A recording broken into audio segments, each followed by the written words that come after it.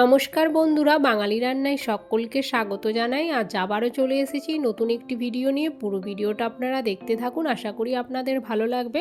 তো আজকের রেসিপি হলো ইঁচড় চিংড়ি। তো আমি সাধারণত বাড়িতে কিভাবে ইঁচড় চিংড়ি বানাই সেটাই আজ আপনাদের সাথে শেয়ার করব। প্রথমে আমি ইঁচড়গুলোকে কেটে নেব। তো ইঁচড়টাকে মাঝখান দিয়ে কেটে আমি দুভাগ করে নিয়েছি। এবার এইভাবে সাইড দিয়ে বড় বড় টুকরো করে কেটে নেবার পর ইঁচড়টাকে আমি জলে ফেলে দিয়েছি।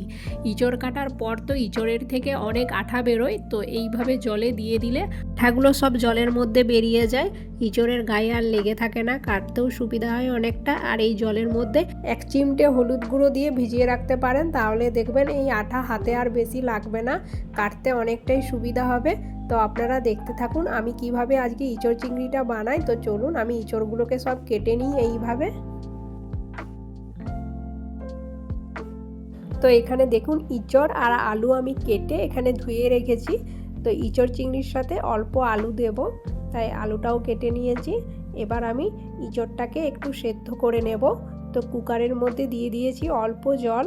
এবার ইঁচড়গুলোকে এই জলের মধ্যে দিয়ে দিচ্ছি, আলুগুলোকে দেব না, শুধু ইঁচড়টাই সিদ্ধ করে নেব। তো দিয়ে দিলাম। এবার 2 থেকে 3টে সিটি দিয়ে এটা নামিয়ে রেখে দেব। তো ইঁচড়টা সেদ্ধ হয়ে গেছে, নামিয়ে রেখে দিলাম। আর এই দিকে দেখুন আমি চিংড়ি মাছগুলোকে ভালো করে ধুয়ে পরিষ্কার করে নিয়েছি আর লবণ হলুদ অল্প মাখিয়ে রেখেছি। তো এবার চিংড়ি মাছগুলোকে আমি ভেজে নেব। তো এখানে ফ্রাই প্যানের মধ্যে আমি দিয়ে দিচ্ছি সরষের তেল। তেল গরম হয়ে গেছে, এবার চিংড়ি মাছগুলো দিয়ে দিলাম ভাজার জন্য।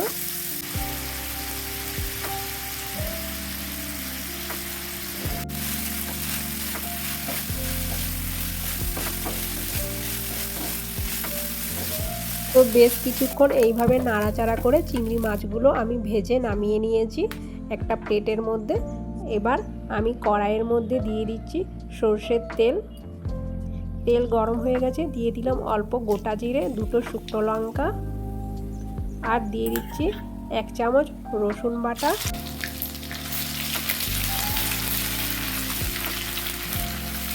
রসুন দিয়ে হালকা নাড়াচাড়া করে নেবার পর এখন দিয়ে দিচ্ছি আদা জিরে আর কাঁচা লঙ্কা বাটা 1 চামচ, আর দিয়ে দেব পেঁয়াজ কুচি।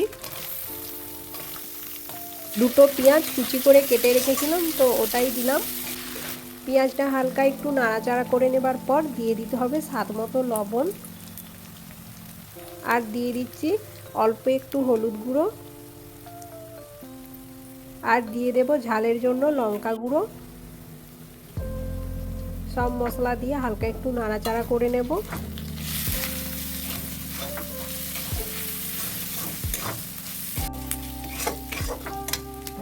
এখন দিয়ে দিচ্ছি কাশ্মীরি লঙ্কা গুঁড়ো, কালারের জন্য অল্প দিলাম, আর দিয়ে দেব অল্প একটু চিনি।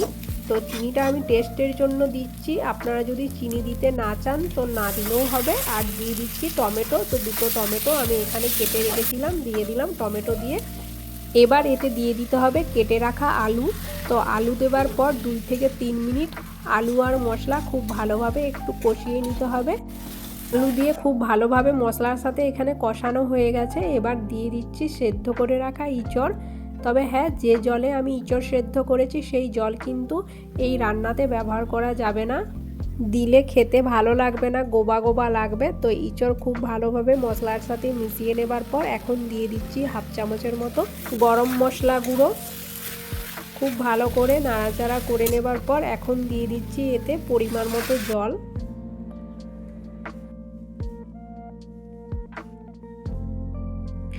জল দেওয়ার পর এটা একবার ফুটিয়ে নিতে হবে। তো ফুটে গেছে, এখন দিয়ে দিচ্ছি ভেজে রাখা চিংড়ি মাছ। চিংড়ি মাছ দিয়ে ইঁচড়ের সাথে একবার ভালো করে মিশিয়ে নিতে হবে।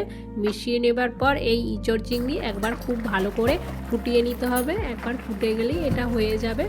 এঁচড় চিংড়ি একবার ফুটে গেছে, এবার এটা নামিয়ে নেব। আর বন্ধুরা, আপনারা এইভাবে বাড়িতে ছোট ছোট চিংড়ি মাছ দিয়ে এঁচড় চিংড়ি বানিয়ে দেখতে পারেন, খেতে কিন্তু খুবই ভালো লাগে। ভাত দিয়ে খেতে দারুণ টেস্টি লাগে এই এঁচড় চিংড়ি রেসিপিটি। আর বন্ধুরা, আমার এই ভিডিওটি যদি ভালো লেগে থাকে তাহলে এই চ্যানেলটিকে একবার সাবস্ক্রাইব করে দেবেন, প্লিজ একটা লাইক করে যাবেন। আবারও দেখা হবে পরবর্তী কোনো এক নতুন ভিডিওতে। সবাই ভালো থাকবেন।